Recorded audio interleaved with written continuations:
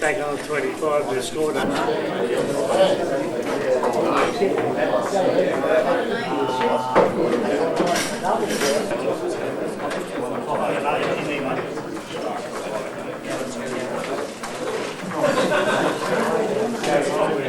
Recess flag, never. Your partner give us some bag me all the way around. Smitty, No, we played against two old blokes. Jared Craig took from Canterbury to Parramatta. What about Angel? Signed him for 4 years. Tiger Woods can't do We had more money.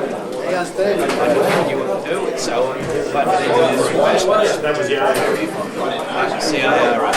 So the IRL.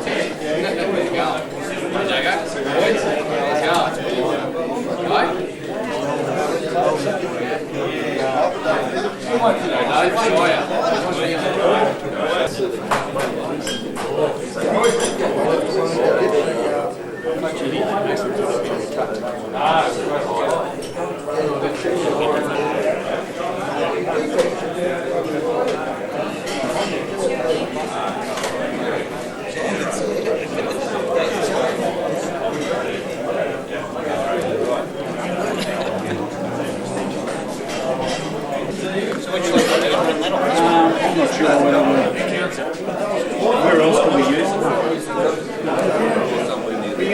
If you're going to have to run this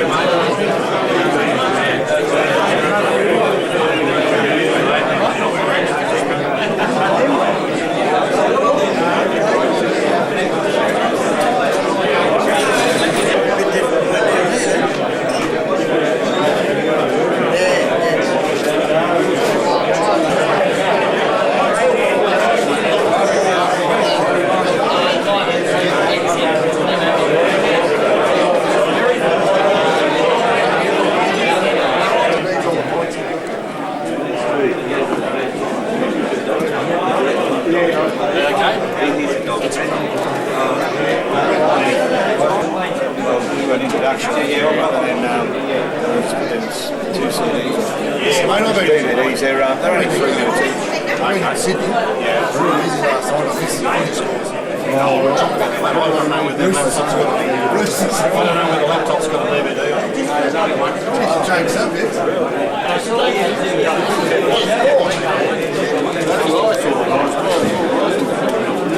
This is when we get drunk, we remember without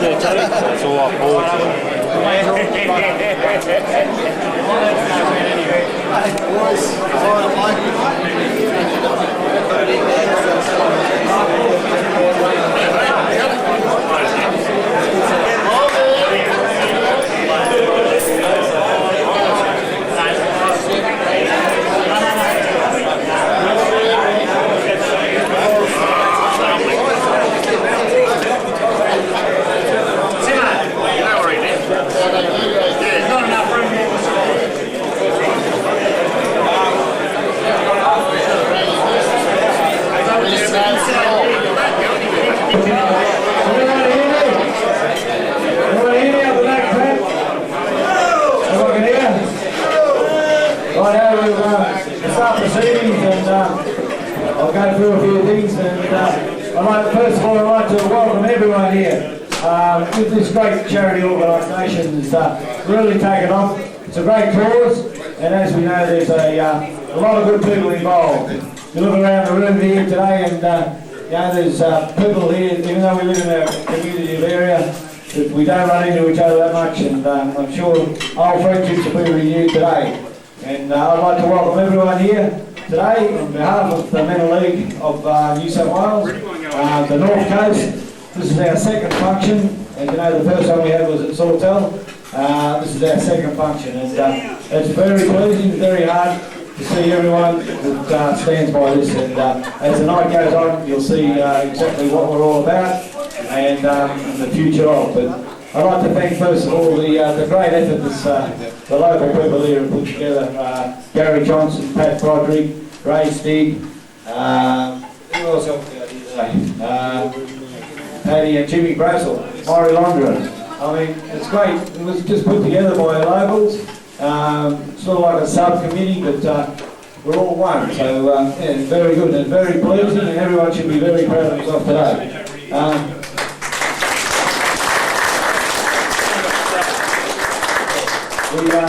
We won't mention on future things, we'll just go on today. We're going to have an auction later on. There'll be two great memorabilia of photos of greats of rugby league on one, and the team of the century, which we actually did at Sawtell, very well followed to. So we'll auction it off a bit later on. So make sure they're all available for that, eh? The raffle's been around. I think we sold all the tickets, have we? No, there's still 45 tickets left in the jersey. If anyone wants them. Okay. We're going to see the North Coast Mental League, and it is North Coast Mental League. We go from Wagooga to Kempsey. It's not centralised in any area. It's the whole. It's probably Group 2 boundaries as well. But and another congratulations. We now have 350 members. It's just amazing. We started off. We needed 150. Like I said, this is only our second function. We're up to 350 now. And I'll just run this short video of John Pearce. Now, a great founder of this, and as we know how it's gone, but just to give you an idea what we're all about.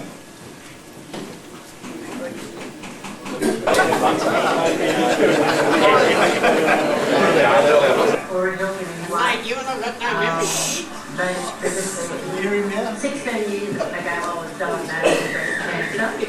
The Mental League built this lovely carport for me, and it means so much to me. It made a big difference to my life. Yes, everyone should be very proud. We're all part of that, so everyone here should be very proud of that. We'll just run another short one, and I'll introduce our special guests and speakers for today, and the chairman. Invincible. But at just 40, he was done. Yeah, as we see, fellas, that's what we're all about, and that's what we're all here for today. All right, we'll get on with the guests, and we're a cast of thousands here today, and another great tribute to us. Chris Anderson, I won't go to these people in depth at the moment. Our chairman, Jim Hall, will be doing that later.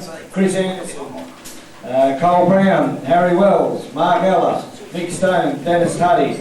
I mean, great names of the past, and I'm sure they've got great stories and plenty of questions I'm sure from the audience will be asked by them. And don't be afraid to ask Jim the chairman about it. Other guests, local guests, Bob Boland, John Sullivan, Tony Trajan, Rod Urquhart, Michael Porter, Paddy Broderick, and Jimmy Basil. And there's plenty of other faces in the crowd. But now I'll introduce you our chairman. He's also the president of New South Wales, vice president nationally, a former front rower, so I don't hold that against him. He played with Canterbury East, Penrith South, and I'm sure he's got a couple of stories about, because he was chairman of the judiciary, and he was there when John Rapawati counted his tackles. So without further ado, it's my pleasure to introduce Jim Hall. Ladies and gentlemen, thanks for coming today and thanks for the invitation. It's great to be here. I travelled up from Sydney yesterday and stayed at my mate Jimmy Brazel's place out at Scott's Head. Thanks, Jim, for the accommodation. It was wonderful. Next time, can you get a bed in the room and I wouldn't mind some food either. He's been known for his generosity over the years. But actually, what you've seen on those two videos are really, I think it sums up what the Men of League is about and what the work we've been doing. There's one story which I'd just like to tell you about. Only recently, Clive Gardner from Canada, who played back in the 60s, and the old blokes like Paul Brown and myself, he rang us up and he said, there's a guy living in Taree, he played 1947 for Canada. He's 85 years of age. He's living there with his wife and son. Just probably needs a visit from someone. Within a day, Brian Atherton, the president of the Mid-North Coast, had arranged a couple of fellows to go around and see him. Really made his day. It was tremendous. So that's the sort of thing that we're about. We're trying to get this together so that it's not only raising money, it's doing the visits and the health, the welfare for the guys that need it. I noticed on here today, John Sullivan's going to talk with a couple of old legends from up this area, Cole Andrews and Alex Cooper, and that'll be interesting. And welcome, fellas. It's great to see you here. Now, I've got the role here tonight, or today, as the really the MC, to introduce a special guest. And the way we intend to do it is we'll get them up one at a time, and then in the middle of it, John Sullivan's going to interview our special guests, Cole and Alex. So, and probably Gary Johnson will probably fall into that too. So, as on the local side of it. Good. So, and then we'll go on with a few other interviews and talks from some of the guys just to talk about the game, state of the game and what they're doing now. So hopefully it'll be an interesting afternoon. Now, the first, incidentally, if anyone saw the Telegraph today, in the second back page, I think it is, there's an article with Graham Langlands, John Raper and Reg Gazzinger in it about there'll be honorees at our gala dinner, which is held at Grand Final week this year. So if you have a look at it, it's a great write-up about three of the great stars of our game that will be honoured by the Men of League in Grand Final week this year. The first, our special guest here today is Chris Anderson, and before he comes up, I'd just like to tell you in another life I was the Judiciary Commissioner for the NRL when it first started, when the Super League came into force. I had the job of trying to put this system into the fold. The first hearing we had was one where Mark Geyer was charged with attacking the eyes of a player. And he turned up there with the flamboyant Sydney lawyer Chris Murphy, entourage of news reporters, everyone was there. Now, the chairman of the judiciary was a guy called Ian Callanan, who finished up a High Court judge from Queensland, and knew absolutely nothing about rugby league. So he was quite handy, but quite conservative. The way the system worked was it was like a judge and jury. He was a judge on the law, and three panellists. It was Royce Arnold, it was Darryl Williams, who was one of them. I think Aussie Paul Osborne from Parramatta was another one. Mel Cochran was the third, that's right. And what they do, they had to decide what the jury does. So the hearing started and Murphy carried on and called witnesses. The hearing went for about 4 hours. It's unbelievable. And at the end of the hearing, the player was, Clark Guy was found guilty. And then with that, Murphy jumps up, accused Ian Callanan of being biased, although he made no decisions, and that he was just a man in a suit. He was one of Murdoch's puppets.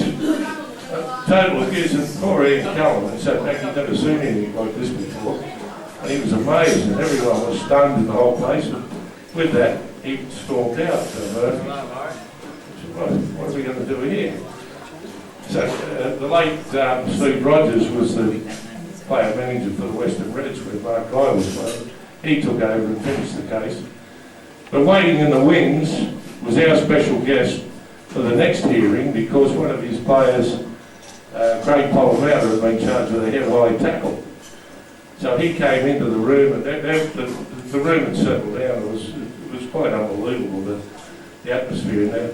The room had settled down, and Ian Callanan turned to Chris Ann and he said, yes, and who are you?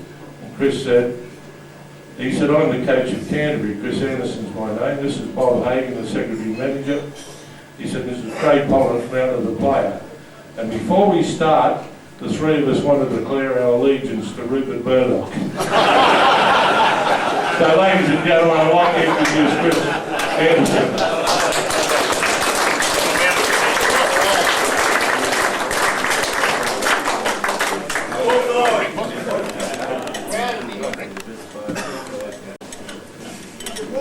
Welcome, Chris. Thanks, Jimmy.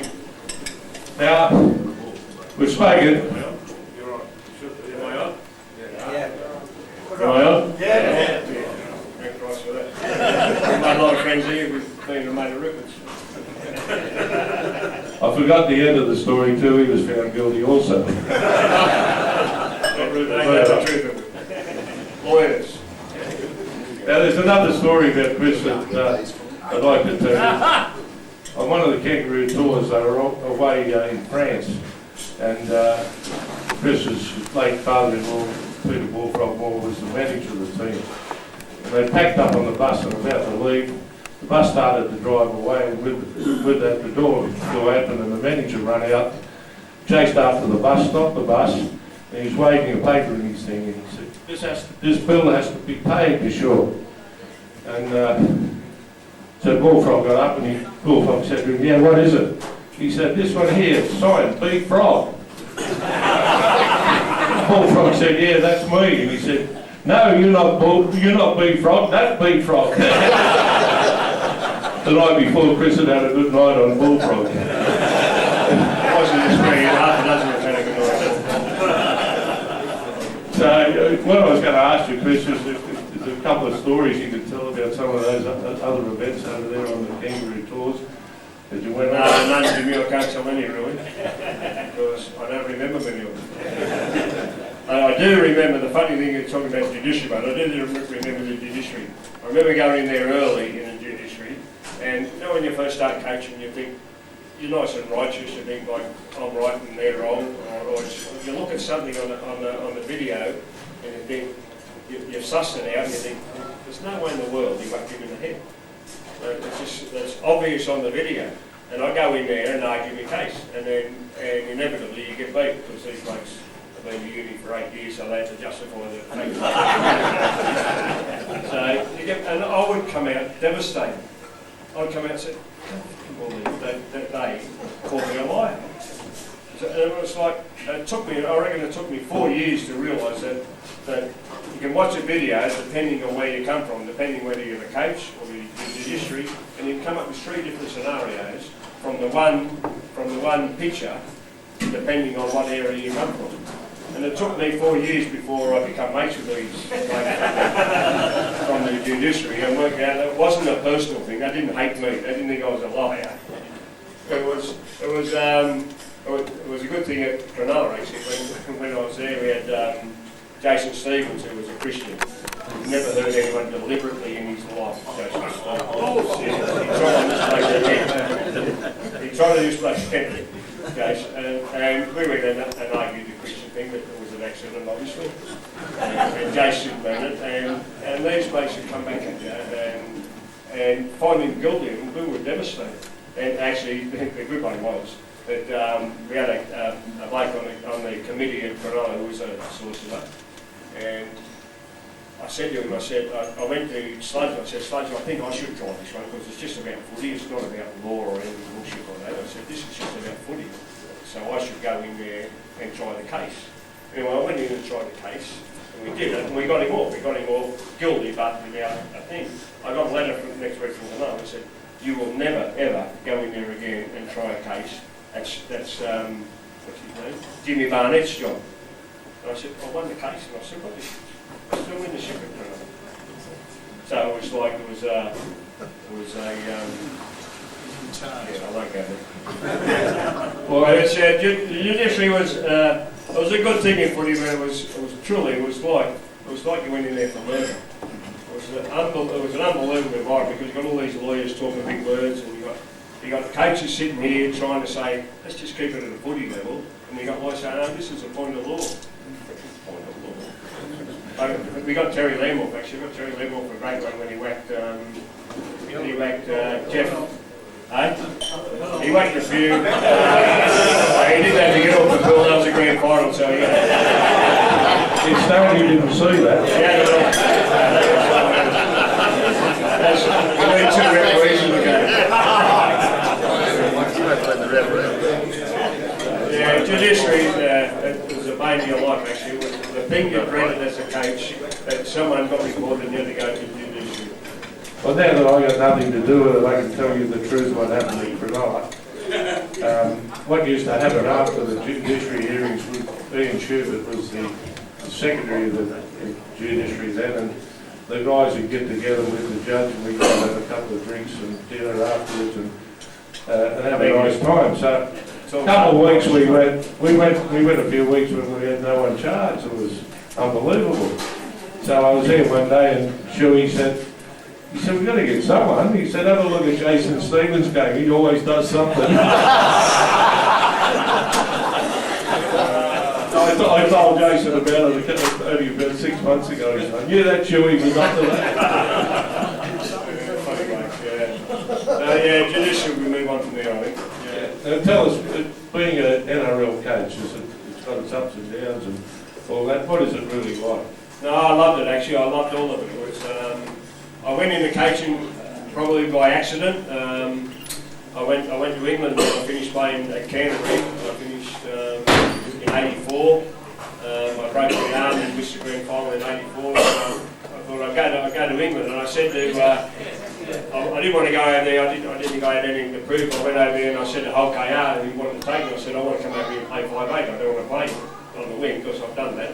And they were a little bit reluctant to give me money to come over and play 5'8", which is fair enough. But I persisted and I went over there, and I went over there just for match payments and accommodation. And Hulk KR, they had Mike Smith, who was the current 5'8" for Great Britain at the time. So Roger Millwood kept picking me on the wing, and I said, Roger, I don't want to play on the wing, I've done all that shit. And so halfway through the year, I played a little bit of 5'8", I played a little bit of wing in first grade, and Halifax, their coach got sacked. He was a good mate of yours, wasn't he? Colin Dixon. Yeah, good, big, dark back row for Great Britain, and he got sacked from Halifax, and Bullfrog and Punchy were over there at the time, and they said, well, did Chris Anderson go? So I went through there halfway through the year, and that's how I got into coaching. I captain coached there for 3 years, and then coached him for another year, and then I came back to Canterbury. So it was a really good introduction to coaching, actually, because as a captain coach, you can still be one of the boys. It's coach, you sort of. I said to Lynn, actually, well, I love this. I said to Lynn, the year that I just coached, captain coach, we used to go out and drink a little bit. And Thursday night was at 4 o'clock in the morning job, and I said to Lynn, I said, you're going to love it. I said, next year, as soon as the pub shuts, I'm coming home, because I go out and have a couple of beers with them, but I can't. And when they go further than that, I've got to come home because I'm not one of the blokes anymore. And she said, great, how good is this? And so we've gone 3 or 4 games, we've lost 3 games on the trot, so we've had the big war talk, what's going wrong? They said, well, you're not coming out to drink with us anymore. I said, you're kidding. So I went out and said, Lynn, you're not going to believe what I'm going to do.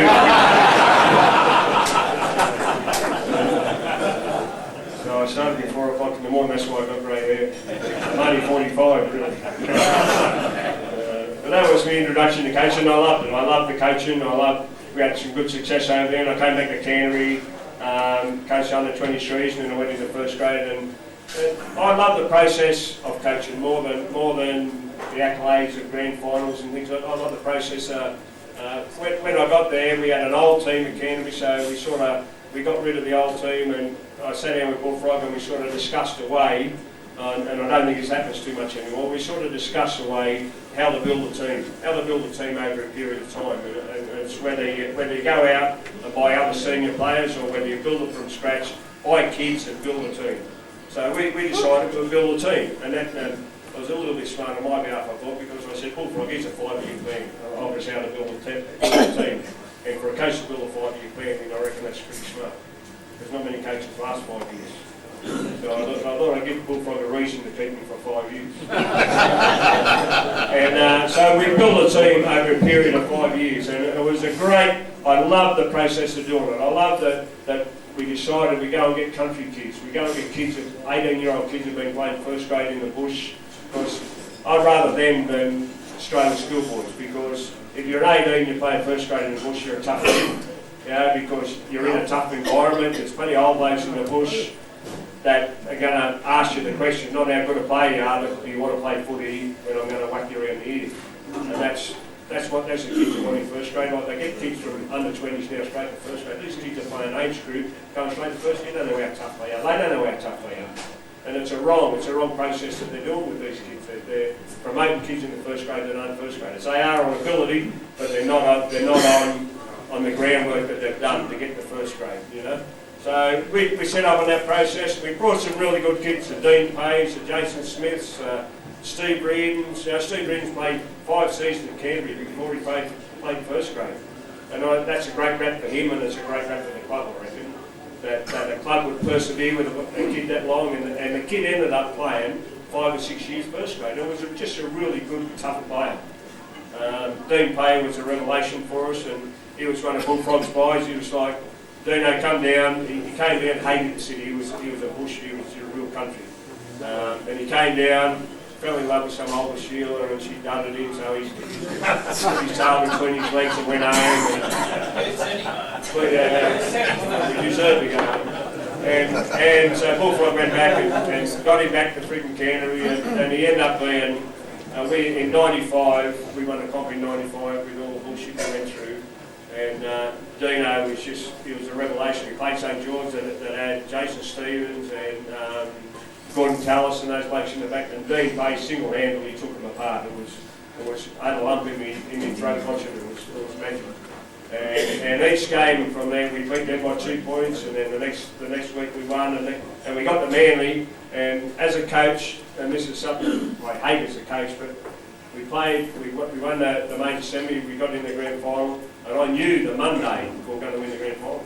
And I hate that feeling. It's like, as a coach, I hate thinking you think you're being a smart ass, but we were just on such a roll that we were going to win. Manly were probably the softest team we played in the whole semis, and we played the grand final, bargain 10 minutes to Bing, and we still beat them. We beat them 17-4. So I love the process of doing it. I love seeing blokes come through as 18-year-olds, rough country kids like Dino. Like we brought him up here, so I brought him up here in the 23s.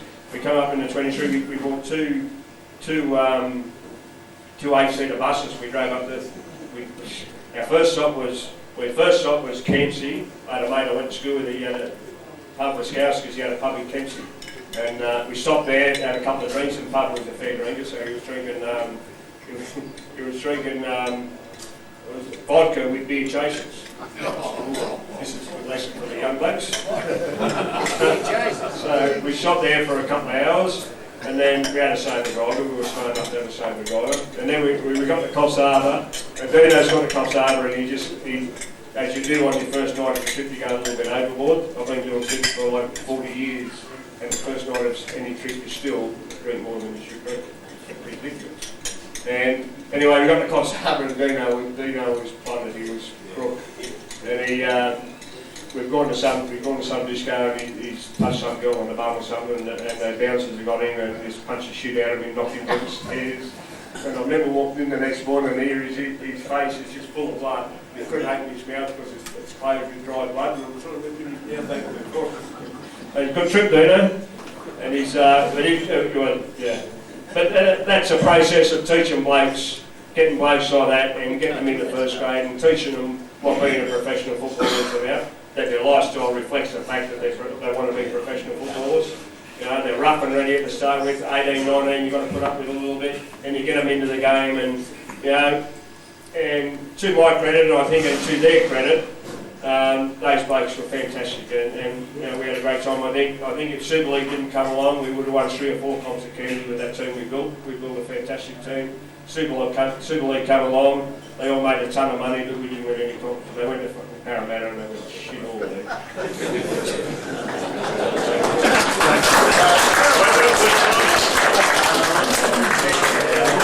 We've touched on bullfrogs.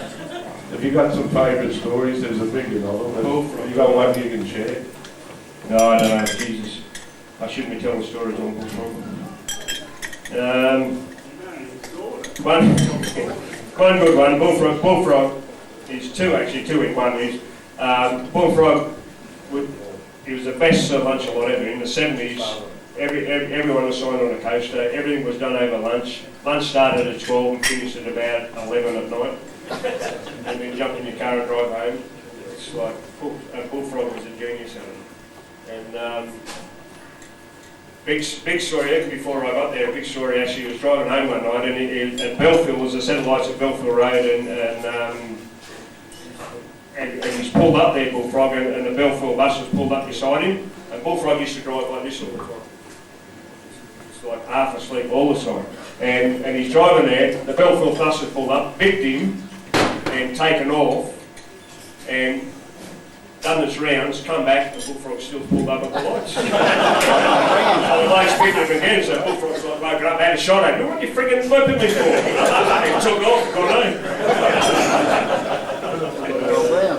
One of the great administrators, one of the blokes that just made football enjoyable. He made life in the club enjoyable.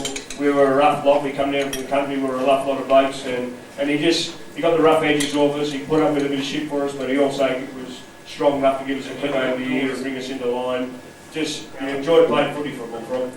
He had some of those great sayings, didn't he? I remember. He did it not just on the Sunday, but like, you know what, you don't get training, you turn up and train on a Tuesday night, it's friggin' wet and it's windy and it's shitty, and everyone's huddled in the friggin' dressing room, no one wants to go out on the training paddock. You won't remember that shit. Of course you do. Bar was the first one out in the training paddock, jump in the first friggin' puddle and say, come on you blokes, let's go and do it. You know, I loved him. He was just, we played Newcastle one year, and they had Harrigan, Sargent, and one I can't think of the other front runners. And they were beating us 14-0. They beat us 14-0 after 15 minutes. And Bar chinned the 3 of them in the space of about 7 or 8 minutes. He had an unbelievable ability to hit a bloke here and just finish up under here. And built like a bitch. Really, he practiced on him. He was easy. Big stone referee that guy too. Yeah,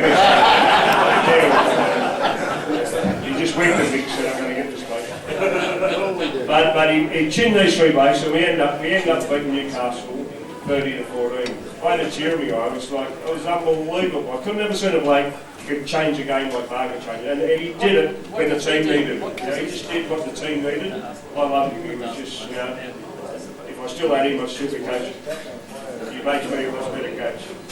All right, mate. Well, what's semis, and you make the semi-finals. Everyone gets excited. You want to play in September. You want to be there. You want to be part of it. Yeah. They'd been there that often, the Sharks, and hadn't gone through the door.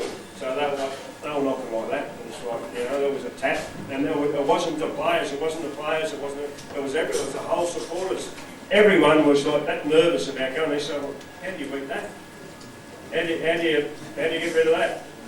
I got rid of all their players, I thought, but they got rid of me. It didn't work. But it was, yeah, this year's the biggest lottery in the world. Like, I thought before Penrith to go and battle, like they got a team that probably could win it. You know, they're a big, strong side. They're playing ordinary at the moment, but they could come next year. Why wouldn't you give Preston Campbell a go? What? Well, the reason I didn't give Preston a go, and this is, I I love Preston, he's a good kid. But what I did, Preston was playing halfback at Cronulla, and I brought Brett Camorley. And although Brett Camorley was a better halfback, and I couldn't, Preston was on 200 grand, I paid Brett, I paid Noddy 200 or 300 grand, so I couldn't afford that sort of money for two players in one position. So I said to Cronulla, let him go straight away. Cronulla wouldn't freaking let him go. If they had gone straight away because the Titans wanted him, he could have gone halfway through the season, gone straight to the Titans and played first grade. Nothing against him personally, but I couldn't afford to spend that money on one position. Fair enough. Chris, I love that you spoke about picking, John was just picking 18-year-olds for playing first grade. Since that under-20s has come in, it doesn't happen anymore because you don't get kids 18 playing first grade anymore. Of course, country football is suffering because of it. All these blokes are there, they're picking kids in their 14, 15, they're dragging them to Sydney. They play in the 20s, they don't make the grade, they get lost in the system somewhere. But country football is suffering because of it. Any thoughts on that? Yeah, I'm out on the wavelength there. We've been doing it, I've been arguing this for 15 years probably, that we take 400 kids out of the bush every year, and we spit 300 of them out at the end of every second year in Sydney, and out of those 300, 200 don't come back to the city, back to the bush, because they feel at 18 or 19 they're failures. They stay in the city, they get jobs, they play A grade, they get on the piss. It's bullshit what we do with them. And I was brought up in country football. Well, I didn't play country football, I played school and then went straight to Sydney, but I was brought up watching my uncles play at Condobolin, and I go down to Helensburgh now with my son-in-law coaches, and you know, I take the young bloke out, we muck about on the field at half time. We've lost touch with country football, we've lost touch. Our pathways at the moment in rugby league are bullshit. It's under-20 Scott, they put the under-20 Scott in because we're shit scared that rugby union we're going to take our best kids. Right, how would our kids go to rugby union? Leave it alone. Sorry, Mark. Well, mate, I wouldn't have under 23s now. What I would do, I'll tell you what I do, I'd have first grade and second grade. The second grade was great. I remember a young bloke playing second grade, and you played as a kid, and you play with, you know, some first graders were back there playing with you. It was a buzz, you're playing against old blokes, and the coach would tap you and say, you'll see me on the bench for first grade. And you're like, you feel $1 million, you're freaking how good, just, even if you didn't get a start, it was magic. And you go out next week and say, I'm going to do that again, I'm going to play good. So I can get, because there was a pathway there. There was an obvious pathway to first grade. Like under 20s now, I would, the clubs should just have first grade, second grade, because they can't afford all these other clubs, other teams, and we should have a second division where you got Mounties, you got rich clubs in Sydney, Mounties, St Mary's, bloody Rod Eastwood, Cabramatta, like you got 5 or 6 clubs down there could start a good second division, and bring all your young kids through that. And let them play against men, you know, and that would be, and I would, I'd put a moratorium on, leave the kids in the bush till they're 18. But the only big reason we don't do that because of us freaking cases, because we need to get them at 14 and show them how to play footy. A load of bush. But I'm part of that. All right, there's one more. The men of league are the only one that do that at the moment. We've lost touch in Sydney with what country football, how important country football is to us. And I go down to Helensburgh, and the husband and wife run the whole thing there. And it's like they work their bum out from 7 o'clock in the morning till friggin' midnight, and it's magic. I love it. You know, and you got the Colin Loves and that wanting to take 300,000 for friggin'. Sorry, mate. But we've lost touch with what country rugby league is and what our roots are, and we need to get back to it. So thank you for inviting me. I like it.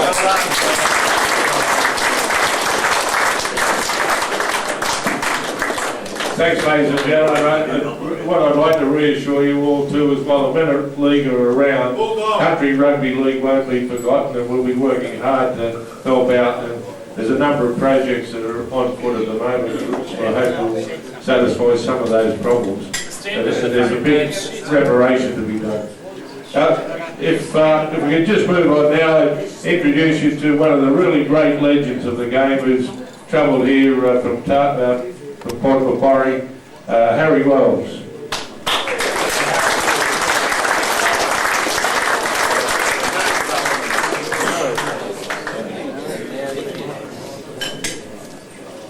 Harry's what Better League's all about. He's a patron of the people of Tassie branch, puts his hand up and comes to any of the functions that we needing that, and it's really appreciated. That's how you learn.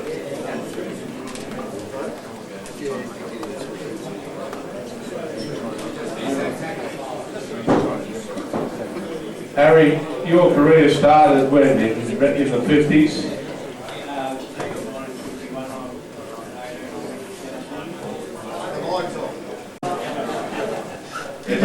I was in Wollongong and playing number 18, and a chap by the name of Nick Watkin, who was a talent scout for South Sydney, got me to go to the South, and I had a couple of trial games, and funny enough, when I gave the name to Cecil Newport, he said I called with that call when I had to go and play, and the funny part about it was Dick Watkin knew my dad as Burla Wells, and I gave my name to the chap that was there, Harry Will.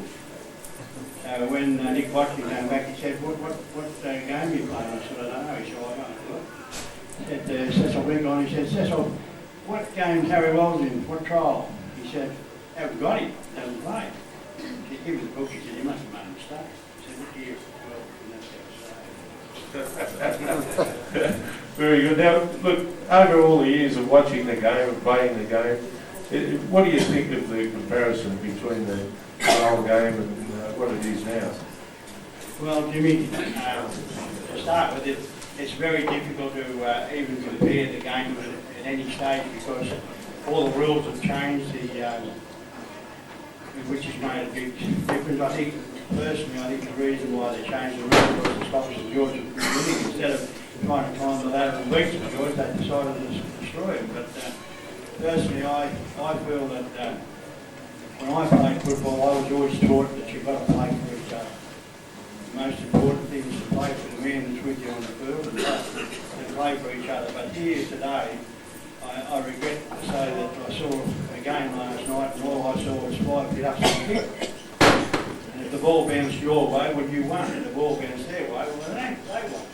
So, you know, the object of the game when we played was to stay there for 80 minutes, play against the opposition for 80 minutes, out-thinking or outsmarting or out-playing with the ball.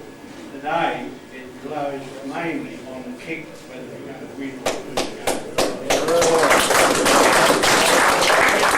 Well structured, isn't it? Everything's structured. Well, I worked for Rupert Murdoch for 4 years, and he said he was going to do something about the league. Well, you know what he's done about it? He's ruined it. The same system is that it was the way Murdoch won, he wanted it for the television. So like good on, you know, like when I was going to those pictures of 1945, 46, they had good on American shows, and they stopped the game at any time they wanted, or they replaced a full team, you know. This is what television likes because they've got time to put their ads on. Unfortunately, and that destroys the game.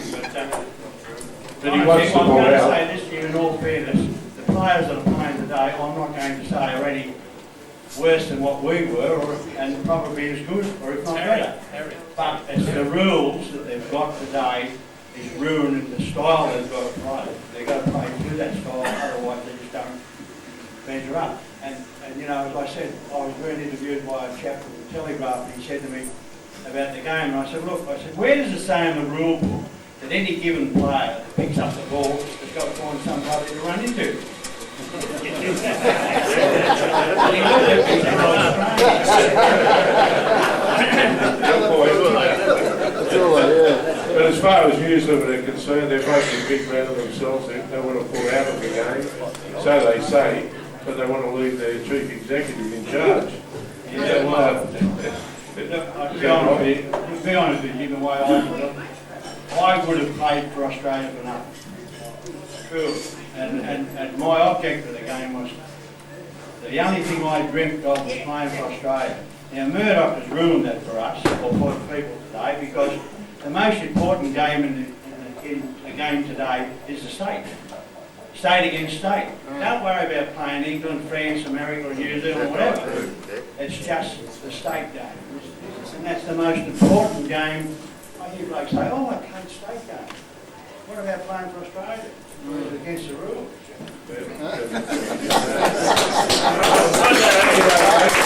Thanks for coming up. It's great to see you up here, and great to see you getting about. Your old mate Ned Kelly was coming, but unfortunately had to pull out at the last minute. So he owes you money, does he? He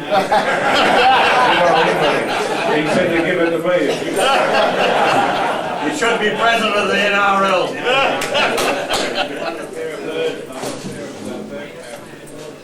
Well, you'll be up at so anyway, mate, thanks for coming up. It's great to have you.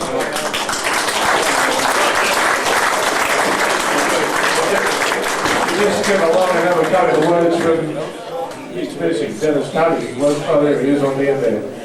Dennis is a household name in rugby league, really, but he's got a great mate called John Baker down there at Foster, and Baker rang me the other day and said, hey, Tunney's had a bit of luck with the women. I said, yeah, how do you know that? He said there's a guide dog tied at the back gate of his house.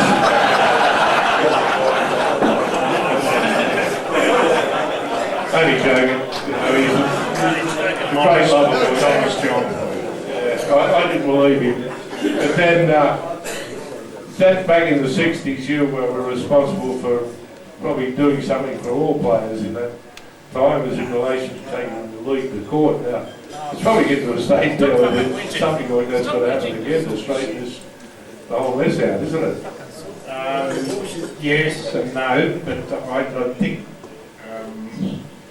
my beef was that just the junior players were done wrong, and I just had to help them through the whole system. I had an official of the rugby league sort of point his finger into their chest, and he said, son, you played rugby league for us under what we tell you. Well, you don't play the game at all. I said, you can't do that. Anyway, he proceeded to do it, but as you know, and you know Artie real well, and everyone does here today, and Artie never played for the club again, don't mind, but what a great club it was, and we played in about 3 or 4 grand finals together. And Bobby Boland here, and I know he looked after me. I was only a kid, and I was a junior, but they never looked after the junior players. And the same thing happened at South, and that's when Ron Coote got away from South.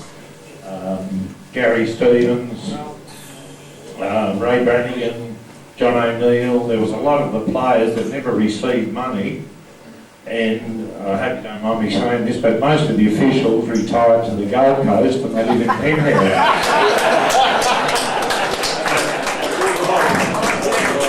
But that was a big hurt, and getting back to Bolo, Bobby Boland, who's a local here, he really looked after me along with folks like George Piper, and it gets back to what Chris was saying, when you're a kid and you're in with all these hard players and you play it, you know, that's when you find the kids out that can, you really, you know, kick on in the game.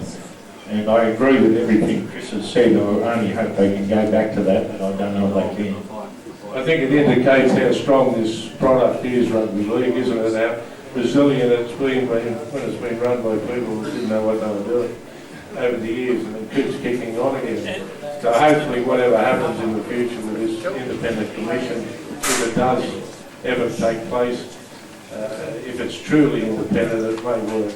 But I can't see how anything with News Limited in it could be independent. What do you think? My opinion, I think the commission is a good thing.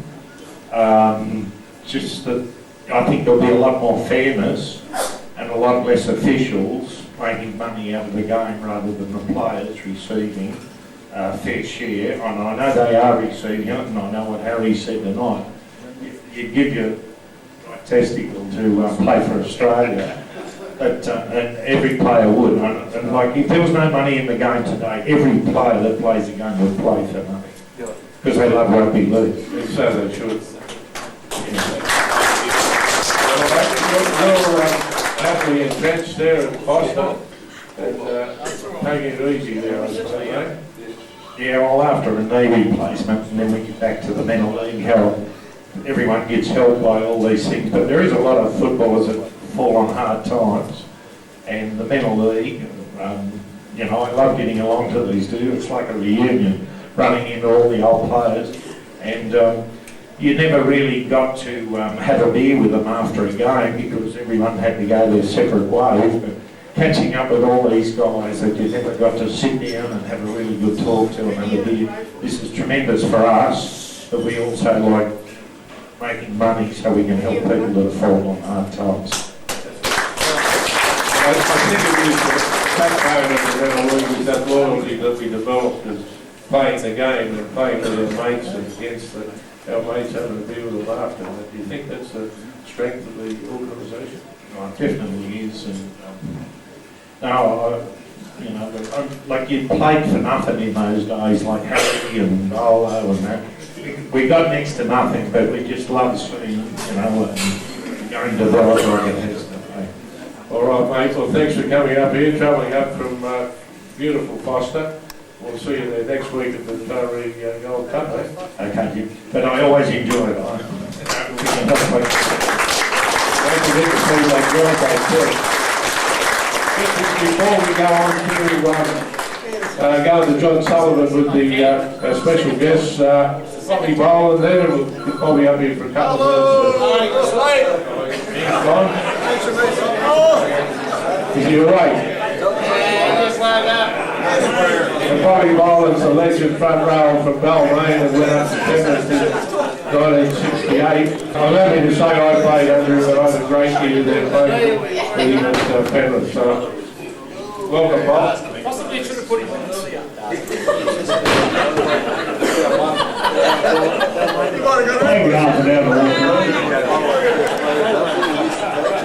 Yeah. Bob, you played and coached in the tough days of the 60s and 70s. What are your fondest memories of that? And what do you think about the job of being a captain coach, which is very rare nowadays? Oh, captain coach of actually had better days at Balmain, but when I left Balmain, you know, Chris, when Laurie Fagan put my name up to the Cartwright to bring me up to captain coach at Penrith, which their second year in the premiership, and I accepted that. I had a couple of other offers, one from Kenny Armstrong down in Manly and one from Maloney up at Western Newcastle. But I went there and we had a very successful year. The first year we won the pre-season comp, only because they run the arse off them. We finished in the place. I can confirm that. Yeah. No, and I enjoyed it. It was great. Talking to Chris yesterday, we had a game of golf, and it's all about coaching. I loved captain coach. I wasn't so wrapped up in being a non-playing coach. If you're sitting on the sideline and they're doing this wrong, and you can't do a thing about it. You know what I mean? On the field, you can. Yeah, I enjoyed being captain coach. All right, now after you left Penrith, you came up to nambucca, is that right? Yeah. Did you play a coach up here? I didn't play at nambucca. No. Bonnie Urquhart was captain coach up there then. He wouldn't have me. I don't say you're probably old and friends. I think I was about 41. I think I was about 41. Did you ever go to sleep while you were coaching? What do you want to be?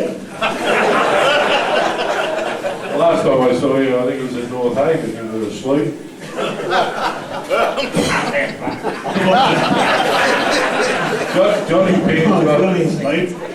Johnny Pear's got a line that he says, he was asked what was it like coaching Penrith, and he said, terrific, I slept like a baby, because I used to wake up every hour crying. Hey, don't start putting shit on me. And the other one was Brian Smith. I asked him what it was like coaching an NRL side. He said, well, it's ups and downs. It's like buying a brand new Mercedes, top of the range car, and then watching your mother-in-law driving off the cliff. Why would you talk to me about a school teacher? I'm not talking to you about him. I'm asking you, what's your view of coaching in the NRL? View of coaching in the NRL? Sorry, mate, sorry. It's good, it's an experience. It's nice. Actually, if I can tell a little bit of truth here, when I was at Balmain and Barthy coach, greatest coach I ever met, and he finished up in '66 and Barnsley took over in '67 and in '68, '67, Barnsley wasn't a coach. There was never a training. I was the coach. I was the coach. Poor old Barnsley, he come back next week. You know, what a great man. They played all the time, never bagged. No way in the world, not as a player or goal. The greatest goal kicker the world's ever seen.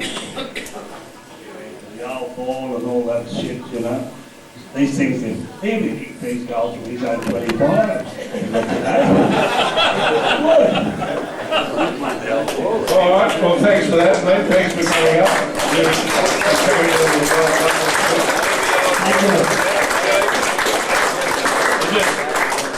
We'll have a break and then we'll get John up after that, but it just brings me to one story about a Harry Barr story that happened many years ago. It was about 1972.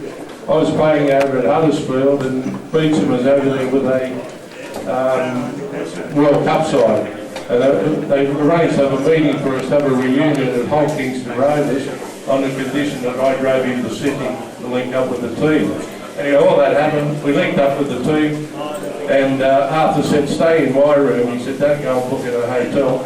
We're leaving at 6 o'clock in the morning. So they split the bed up, the small hotels there. I slept on the base, Arthur slept in on the mattress. And next thing I remember is being kicked in the guts by Harry Barth with his big foot.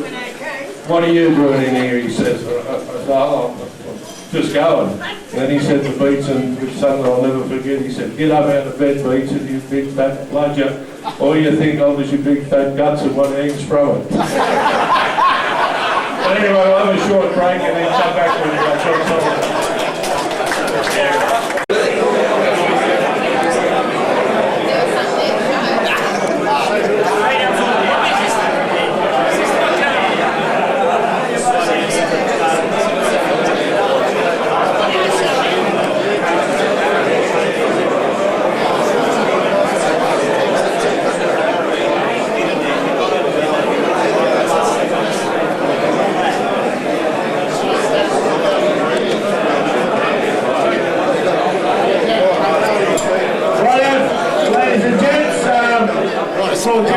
Gentlemen, the local legends, as you know, will like to put on a week record.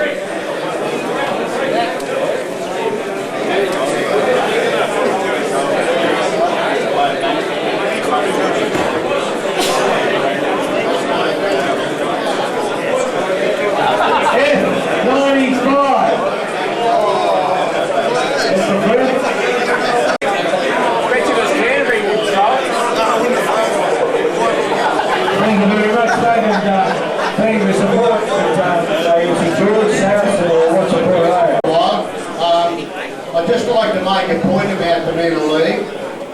The name of Mental League is a little bit deceptive in one fact that if there's a junior rugby league footballer that has a problem, the Mental League is available to help the junior league. So don't be misled by the name of Mental League. The Mental League is for all rugby league footballers. Any footballer, young, old, indifferent, is entitled to help by the Mental League. So I just want to make that point. The name Mental League is only the name, but it helps all rugby league players. If a kid in juniors has a problem and the family's having trouble, let Mental League know. Before I get on to the interview, I've got a pleasure to do here tonight later. I'd like to tell you a story. We were wedding up on the Sunshine Coast last week, and there's a bloke there from America. Been out in Alaska, And he said he'd seen a thing happen where a fly was just circling over one of the freshwater lakes there, about a metre off the lake. And under the water, the clear water of the lake, was a trout. And the trout knew that he could only jump 6 inches short of where the fly was. And the trout said to himself, if the fly drops 6 inches, I can leap out of the water and grab the fly. So the fly's got to drop 6 inches. Unbeknownst to the trout, sitting on the lake bank was a bear. And the bear was watching this, and the bear was watching the fly, and he was watching the trout. And the bear thought to himself that if it drops 6 inches, the trout's going to jump out of the lake and get the fly. I'll jump in and get the trout, and I'll have a meal. Everyone's going to be happy. Unbeknownst to the bear, sitting in the undergrowth, was a bear shooting. He had 2 cheese sandwiches, because bear shooting is fairly slow. He thought, while I'm waiting for bear to bob up on the bank of the lake, I'll have a couple of cheese sandwiches.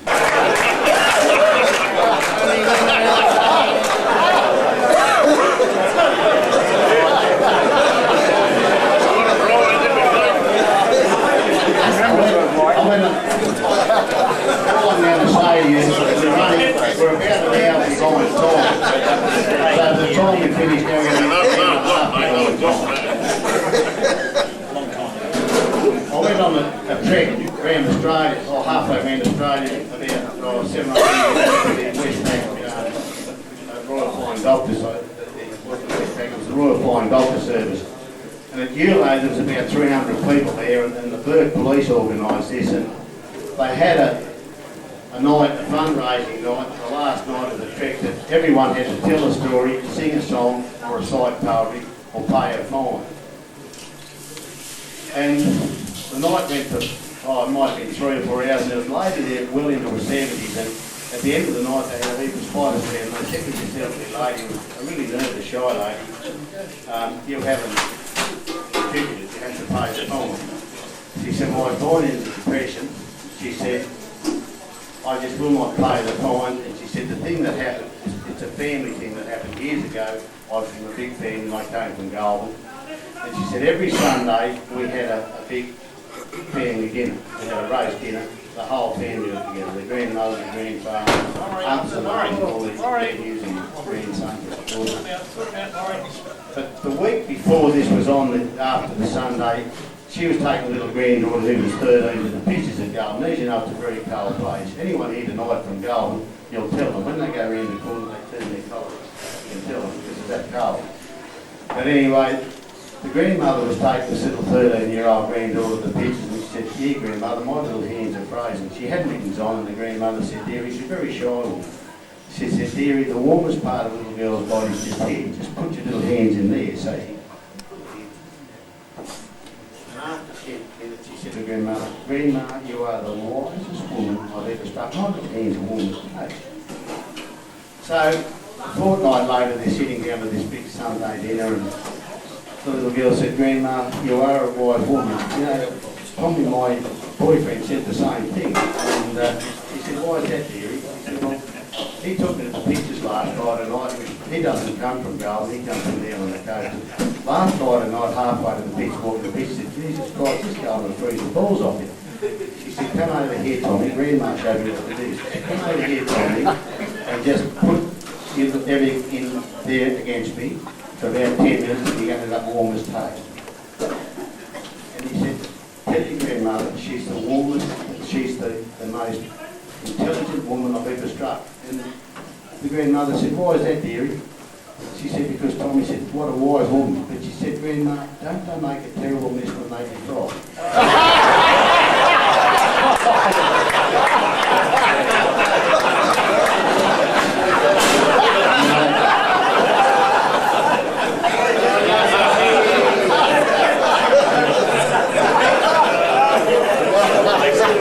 You know, if it hadn't happened, a lot of us wouldn't be here tonight. You know what's happening today? We've been over it. I am going to do an interview in a minute.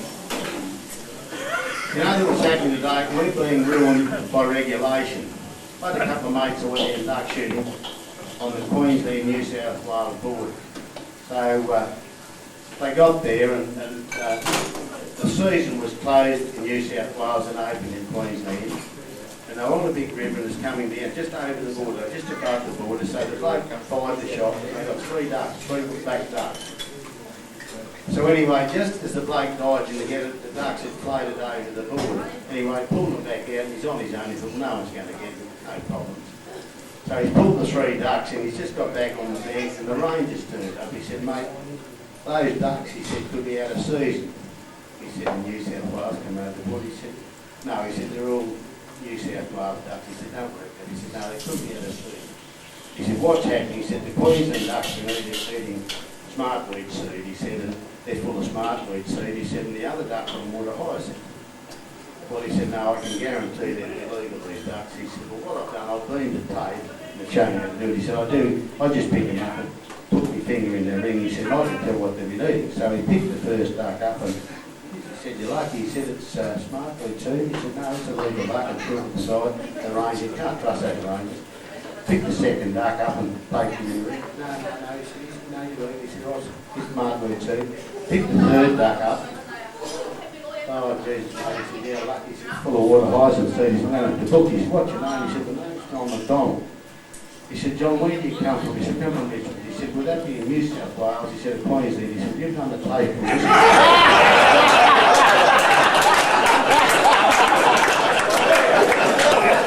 It's probably one of the greatest pieces I've ever had. I came from Ballard, and what happened to me some years ago in 1965, nambucca ran out of football players, and the club fell out of disbanded. So out of the blue, and there's 2 on the program here tonight, Sluggy Cooper and Todd Andrews, and Gary Johnson's going to be involved in this. Cedric Giles came down from Maxwell and they reformed their bucket heads, and they had 6 blokes decided to play from the mission. 6 blokes came out of retirement and they got a school kid. He was a half orphan. Anyway, they got him from Ballard, this fella. Anyway, what happened, when I went to school, when I was 7 or 8, I just remember blokes 20, 25 playing football and you'd see them play. When I got to 11 or 12, the same fellas were still playing. It wouldn't be a joy to play with these fellas. When I got to 16, these fellas were 35, 40, they were still playing. And I was lucky enough that this particular year they reformed their bucket heads, and with the 6 pensioners and the 6 blokes from the mission and this bloody orphan from the boy, they got beaten in the grand final by a great Smithtown team, 11-6. But the joy I'm going to do tonight is talk to the 3 of these blokes. Sluggy Cooper. Sluggy started, he was telling me today that when he first went to play football with Barrable, they said he was too skinny and too light and he'd never go anywhere. He played his first reserve grade grand final. I'm pretty sure they won it, and the last game he played, they won the reserve grade grand final. In the meantime, he played a massive first grade game. We're talking about men of league, but these are the local blokes from Nambucca, and I was under a lot of coaches, and one of the other legends is Todd Andrews, and I played under a lot of coaches, and Cole was probably the greatest coach I've ever played under. And I'll tell you a little story. Cole was very, very quick. We played Warhope down at Warhope, and Mick Sullivan was the president of Warhope Country Rugby, Warhope Rugby League Club. He came to the dressing sheds after we played Warhope, and he said, boys, I'm going to invite you all back to the Warhope Country Club for a drink. Cole was always quick on the update, so someone brought a carton of cans in, so we sat at the dressing sheds at the Warhope ground and had a carton of cans, and someone else brought one. By the time we got back to the Warhope Country Club, Mick was just walking out. Well, back in 1965 it was, and we'd gone past Mick, and Mick turned around and yelled out the barman, buy the boys from Nambucca a drink. And I think the minnie was about a shilling. Anyway, he kept going, and he turned around, the barman turned around and said to Cole, who was very quick on the outplay, what did Mick say? And Cole said, he said, buy the blokes from Nambucca free grog or one. Now what happened? This is a true story. What happened? Any supporter, anyone came back. I'm going back when, as I say, a meeting the schooner was about a shilling. The bill was about 22 quid. And we didn't see it because we got in the vehicles there after the era started, came back to Nambucca. We went out to the grand final in 1965 and we never saw him, but we heard him. He yelled out, he said, "You thieving bastards," and then bucket head, "Where's the 22 quid you knocked off on the drive?" And before I get into the interview, the other bloke, Slugger was a bloke kicked off with a log truck out of Barra, and he logged a few logs for my father-in-law, Leo, who he had the mill there, and he battled and had one truck, and then he went and he was inaugurated in the last month or two into the Truckies Hall of Fame at Alice Springs, which is a great honour. And the kick-off from a veteran. The greatest fun, like Jimmy Brazel here tonight, Jim was a max for boy, and Jim would say the same thing. It was the greatest fun and the greatest attitude. When you ran on, before you went on, I'll tell you a little story that you may get sued over. Some of the boys, 6 of the boys from the mission played for nambucca. They weren't real keen on training, so that was the start of the little million mile, a little amphetamine. I'm not going to say who did it, but before the game, they used to get a little bottle of coke and they'd drop one of these million milers in this, and the boys wouldn't train real well. But after 10 minutes, they'd have chased a Turks cat and caught it.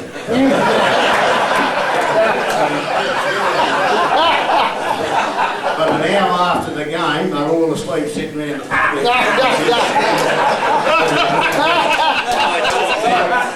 So, all I want to say is that it's the greatest place that I ever played. I mean this with the nambucca boys, great boys. And the first bloke I'm going to call on Slugger to say a few words about the game. Like we went back to those days, 1960 football club was the women behind the men. I really mean it. They had some of the greatest women.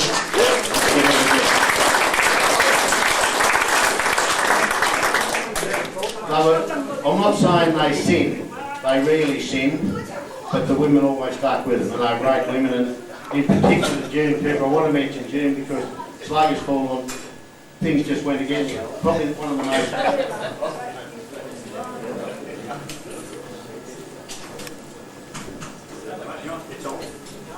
Thanks, John, for those kind words. Some of them are true and some of them are lies. But I enjoyed all my years down here at nambucca, but I also enjoyed a lot of years at Barrable, playing with a great side up there, where we won the competition 3 times straight and 5 out of 7.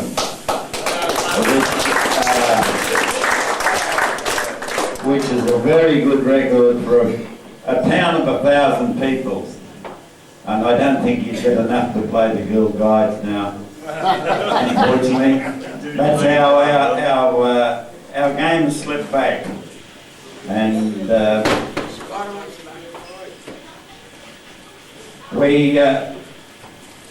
when you look back, we had a lot of young chaps like Kenny Johnson and Johnny Sullivan, and quite a big Merv Buchanan and 2 or 3 other blokes mixed in with us old stragglers, and we always done our best.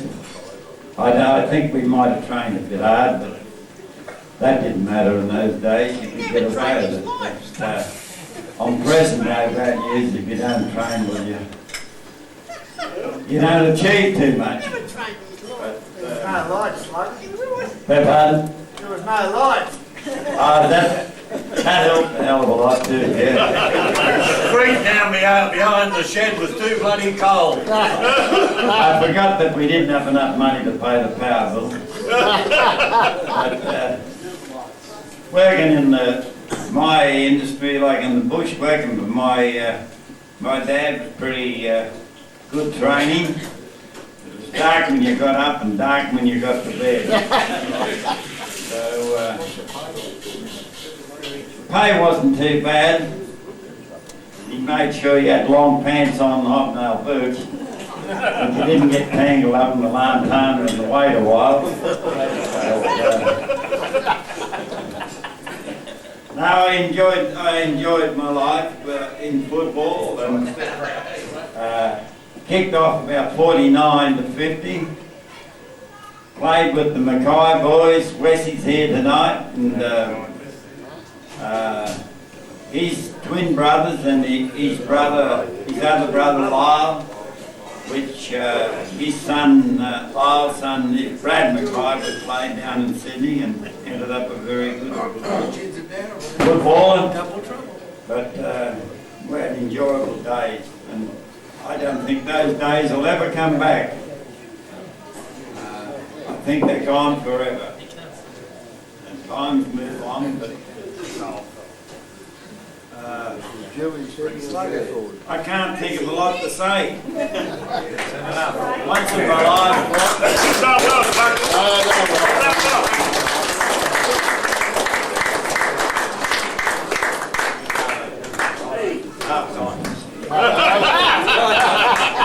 Thanks, mate. To nambucca when he was 20 years of age, to look after his parents. Talk about Joel. I think he's the greatest coach I've ever played on. I played under Roy Francis, and they said to me, "You've got the Black Messiah coming out. He's the greatest coach ever." They were right about the colour, because North never did any better under him. But Cole was the greatest coach I played under. There was to say there were 6 of the Indigenous boys, 6 blokes were about. And we went to the 1965. He could manage everyone. He was just a great coach. So I'll put Joel.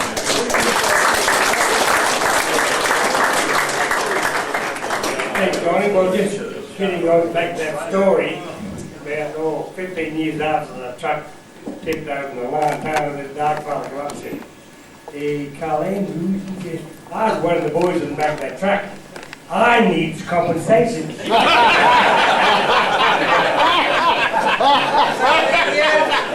I have to say, I was never one of the good footballers in nambucca, but I could give the most out of anyone that liked me. This young fella, we were playing Maxwell this, and we wanted to play off the fourth place after missing the first 3 games. I went in to see his mum, and I said, "Mrs. Sullivan, you've got a boy John that plays Maxwell High School, so he would be a footballer." "Yes." "Well, I said, I'd like to put him in my side next Sunday." There you go. Yes, there you go. That's where he started. His mum said, "Mr. Andrews, if you think he's good enough, you take him." And he was a sensation.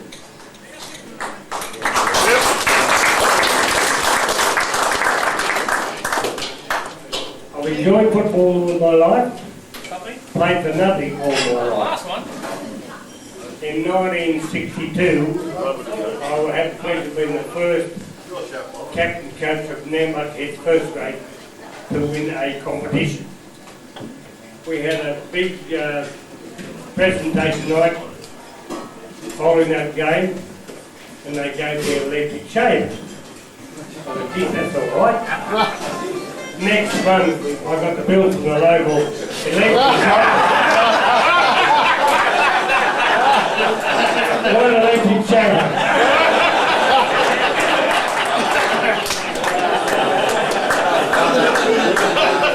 So not only did I pay for that, it cost me money.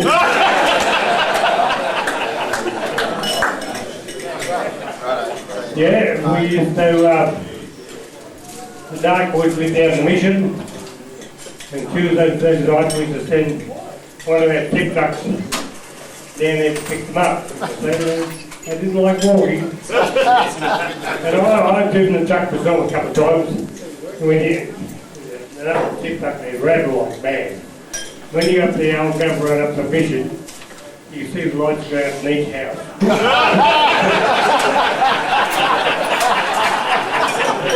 So you didn't get men in the truck. When you train, and the lights too, we had lights. We wouldn't get too many a train, and then you'd say, "Righto, that's the fixed training, we'll play a game of touch." Sorry. Well, I don't mean black ones, you put the bush, but go to the bottom. They'd come out, you'd have about 50 on the side, playing touch. But they were good for us, the dark boys. It was good for the town, and footy was good for the town, and I'd like to think it'll never be like that again. What do you think of Cecil Robertson? I would have to say he's the best footballer I've ever seen play football. Yeah. One year when we had Clive Churchill, Jim, we had 4 fellas come up to Kickowie. They came up from Sydney to christen our surfaces. And we were in the pub. Those days you used to have, if you were a dark boy, you had to have a light to drink. And Robbo walked straight up to the church and said, "Have you got your licence with you tonight, mate?" But he was dynamic. Not only was he a good footballer, he was a good comedian and a good boxer. And you don't see too many of them like that these days. But thanks for all being here tonight. It's been a pleasure with my mate here to talk to you all. Thank you very much.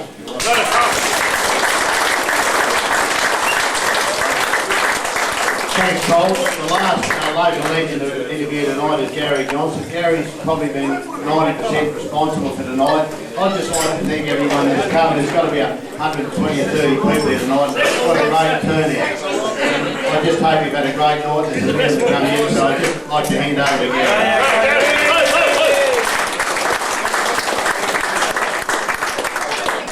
I just had, John?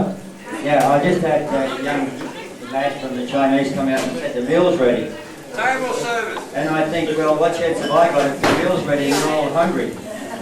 I just want to tell you just quickly that I'm 25 years of age, and the fact that Tom Andrews had just won 2 premierships in 1962 and 64, and we were losing probably half of the team, and we missed the first 2 competition games, I got the job of coach, you know. Nick Stone. And anyone that probably the other night I spoke, like going home from our last meeting and I was listening to Graham Hughes' show, and I just thought, oh, I'm going to ring that number. And I rang Graham Hughes, and I got in front of me the people that are going to be here, and I'm naming him, and he said, how did you get those people there, you know? It's just amazing when you look around tonight, and I just say, John and Torrance, it's just an honour for you to be here tonight, mixing with these fellows, and thank you all so much. Pat Roderick got to this stage at one time, we didn't have anyone buying tickets, and I said, Pat will get 120. He said, how do you know? I said, gut feeling. Because I worked it out with Chris Anderson on the bus coming over here. There's 2 of them, so they're obviously twice as bad as they were last year. Yeah, that's good, but Mick's got a problem, you see. Not only was he a referee, he was a tax investigator too. How bad's that? The only thing he's got going where he wasn't a taxi driver. Still got the whistle. Yeah, I tried to bash a couple, but that didn't work out. Look, it's quite a funny thing that I'm a mate of a front row forward, and also I used to talk to Chris Anderson. I used to talk to him and say, "Get outside!" And he never did. You know, I used to live at Condell Park, which is in the Bankstown area, and I come home from work late at night, and the train would go past Belmore Oval, and there'd be Canterbury would be trying to get Belmore Oval, and I'd look at him training, and then be Chris Anderson, and he'd still be frigging offside. Well, Mick, can I ask you a question? The famous hit Terry Lamb on the Pearl. How much did the bullfrog pay you and not see it? Look, I remember it really well from the replay.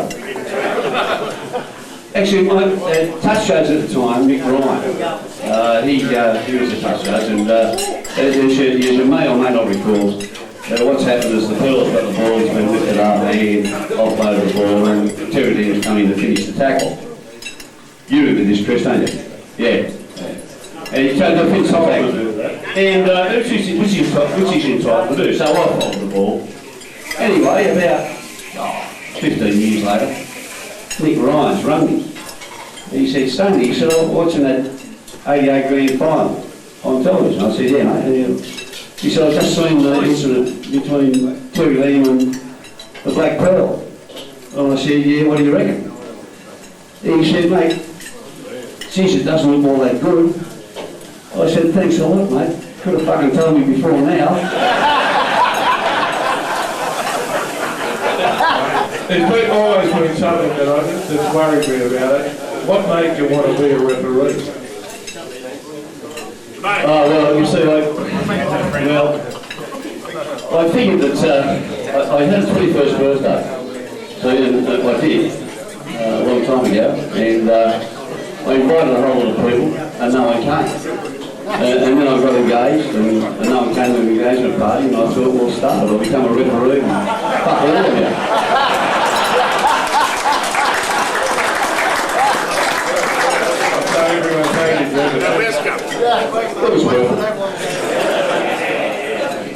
All right then, mate. Well, thanks for coming. Thanks coming from Taree, or Foster, where he's entrenched there with Tani. Come up here for the day. Fantastic.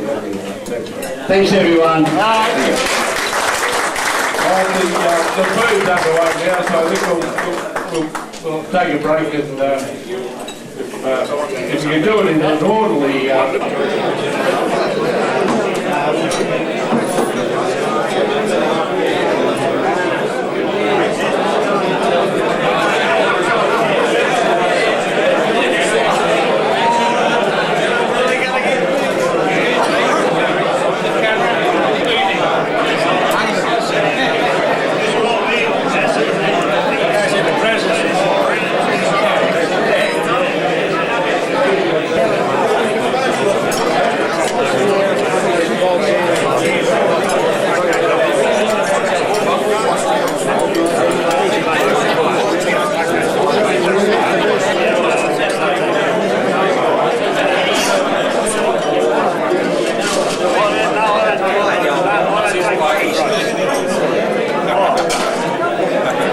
There we go.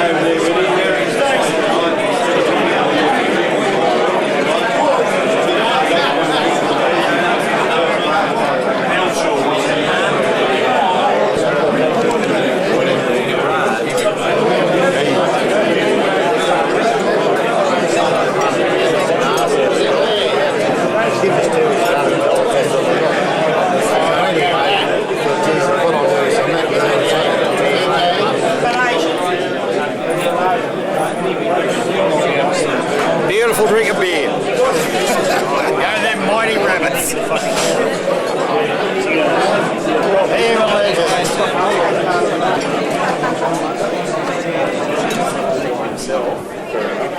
Then, yeah, now he's up Ship Creek doing it hard.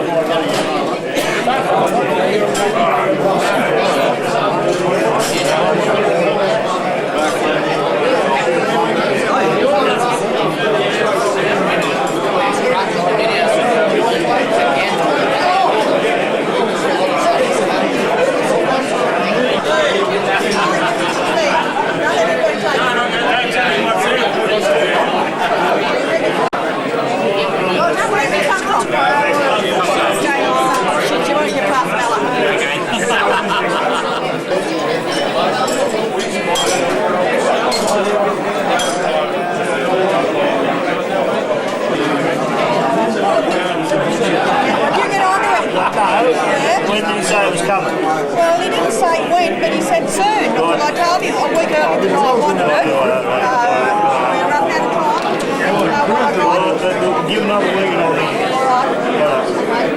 Mark Warren has promised Greyhound goodies.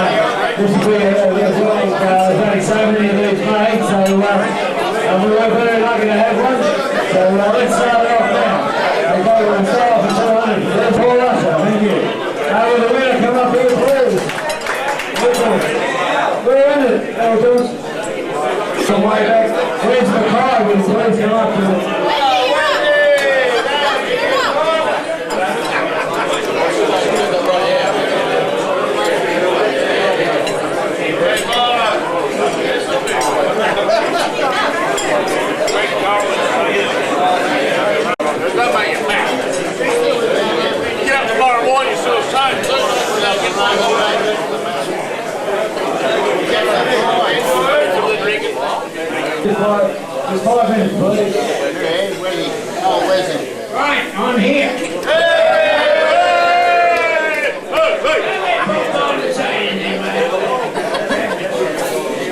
Yes, mate, I'm going to say this. About the buggerheads. Want a great football side right there. What are that metal? One of the great players. Barrel is a team that I can wear.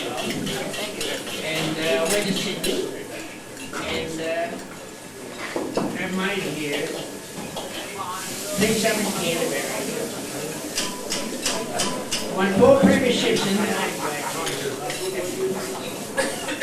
went over in the 2nd division and Canterbury we won the first of the 2nd division when they transferred to A-grade.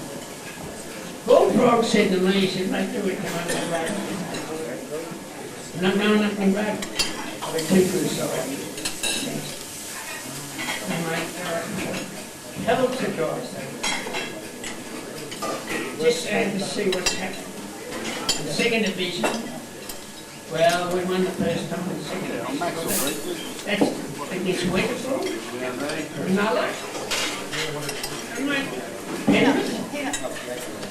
They couldn't beat. So that's what I am trying to do. And you went like original here, and then the back. I'm so proud of you. To be out of this. Thank you very much.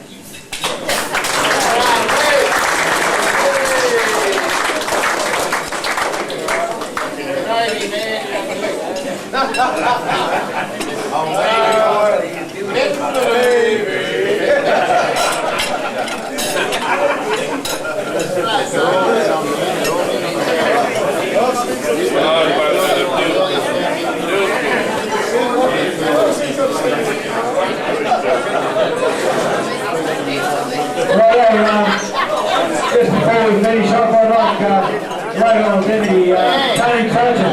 Tony's been down the back here for quite a while, and I've known Tony for a long time. We'd like him to come up here. Tony Trojan.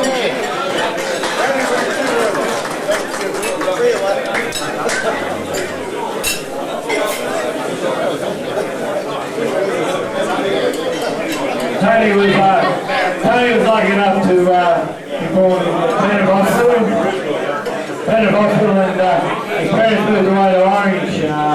Tony came back down to Peru, and then the Mighty Dragons should be up. Yeah, pretty close to the mark, but it wasn't on to the time, Ron. Geez, I thought I got out of coming up here. I was making around up there. Anyway, I'm here. But, yeah, I grew up in Oberon. Born in some Things went on from there, but well, I guess while I'm here, I'll either got to sing a song or give you my life story. Sing a song!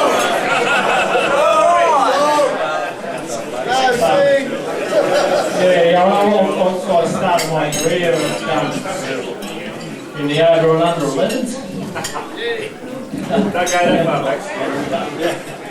Yeah, rose from there to Oberon first grade, and that stints at Workington Town in England, Thurl, Coral, St George's, Penrith, and finished up here at Nambucca Heads. It was a fantastic place to play, Nambucca Heads, and that was 24 years ago, and we're still here, and I can't see any reason to lose.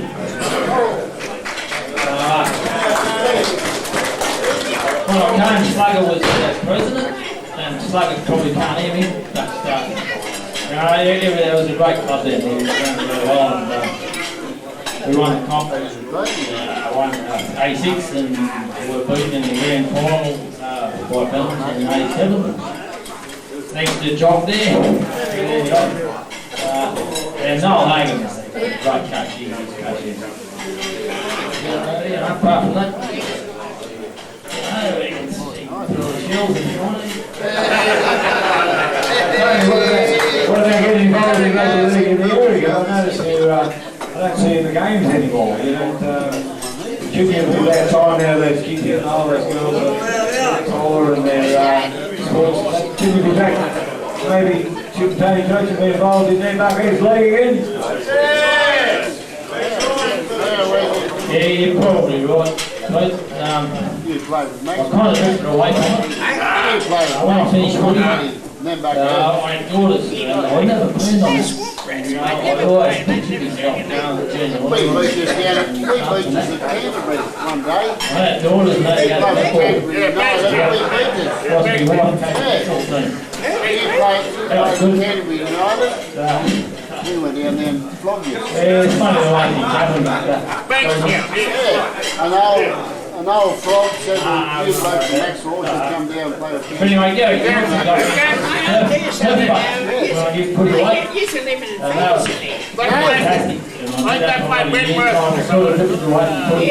We played Canterbury Yeah, no, I'm sorry. Right, I still love the We game. drove all the way from Maxwell. And, I coached a few junior sides here and there. And you were the coach.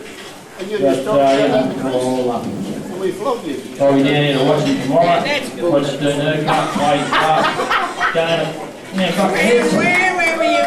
And, what a fantastic player. Chris wasn't born, no, it's 12. Yeah, definitely one down there, mate. That's good. And we flogged you. Yeah, Canterbury United. What else you want me to tell you? Ask me a question. Any questions about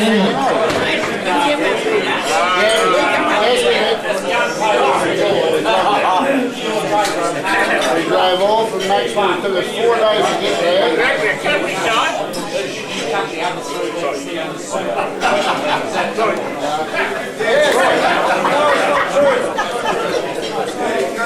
That's a good story, yeah. Yeah, I've got to admit that. Every mate that I used to live with was I don't know whether you all heard, Daddy, but my mate, where I was living in Brighton, I was playing mates and I moved up there for Hawthorn with a mate. And the leg I was carpenter, of course, and the leg of his bed broke, and he was wobbling. So he said, Trace, look, you know, working today, can you fix me bed for me? So I'll cut the other 3 legs off. How are you going to have? He's sleeping on the floor. Just one of them things that you have to do.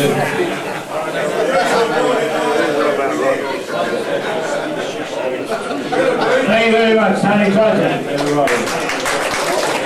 Okay, first off, we're going to go round of applause to our great guest speakers and our guests tonight. Thank you very much. What a credit. And the other thing I'd like to say is Pat Broderick was president of the nambucca League Club. What a great job, Paddy. The club's done. Brilliant. I don't think did anyone have enough to eat or not enough? No. Everyone had enough? I'm sure everyone did. Thank you. And great effort and everyone that put in. And again, the committee that helped us way down here this weekend. Wasn't enough notice, but we've done a great job.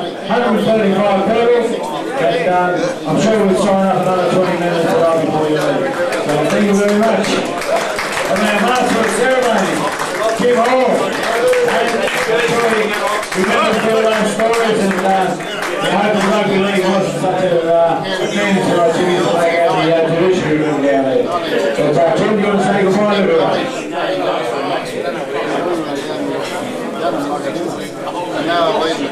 Just on behalf of the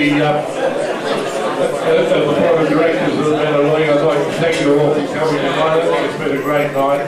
I particularly enjoyed the interviews with the 2 guys, the local guys here. I thought that was terrific, and we'll do more of it. And to finish off, John Sullivan's asked to do another one of his stories for us. So thanks for coming.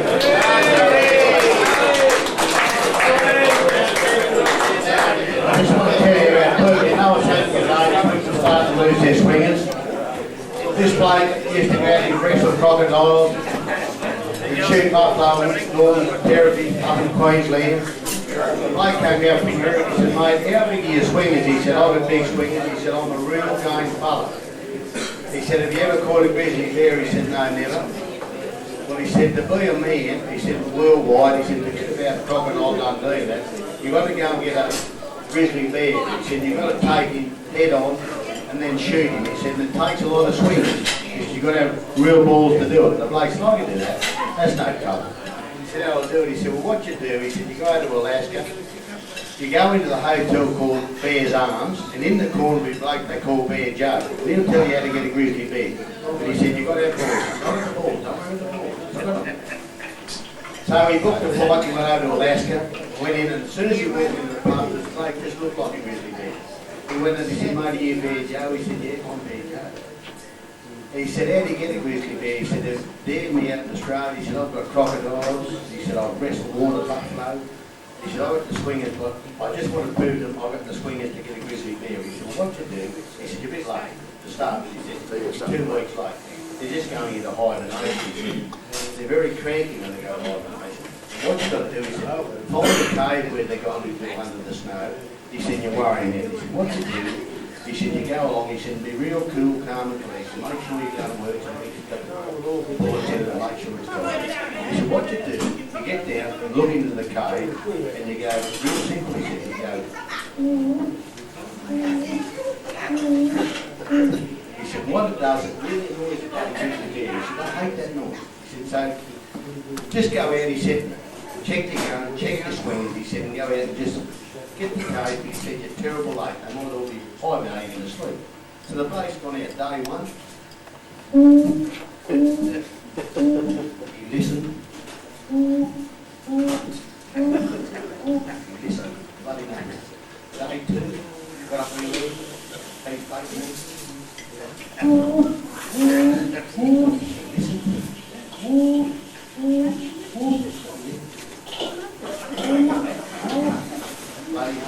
Day three.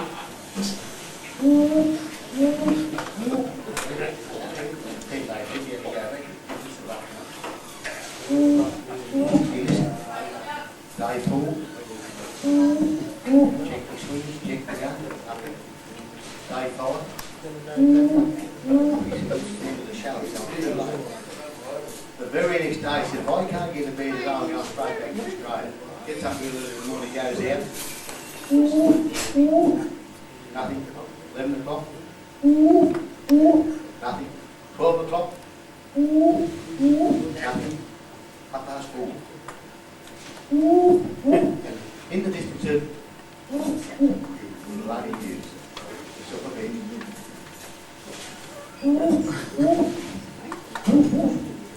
Bloody law. Checks the gun.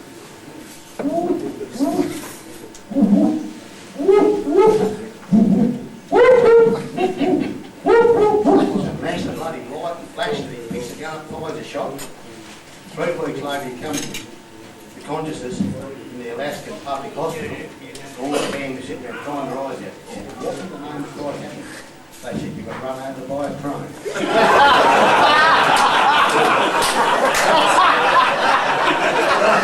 Thanks, John. And I'm going to remember John Jr. alive. And anyway, fellas, just want to say one thing. On the 19th of November, Cox Harbour, we're going to have, not hoping we are going to have a Mental League race day. It'll be a lunchtime thing. Hopefully it will be compared by Johnny Peard. We'll have probably, we want to make it, and Jim Hall will make a major event in Cox Harbour for the Mental League.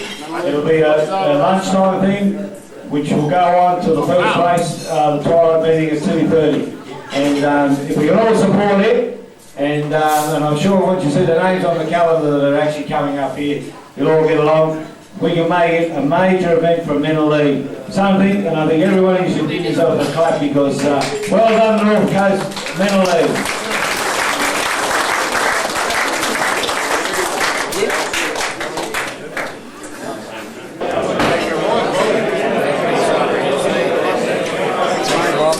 Appreciate it.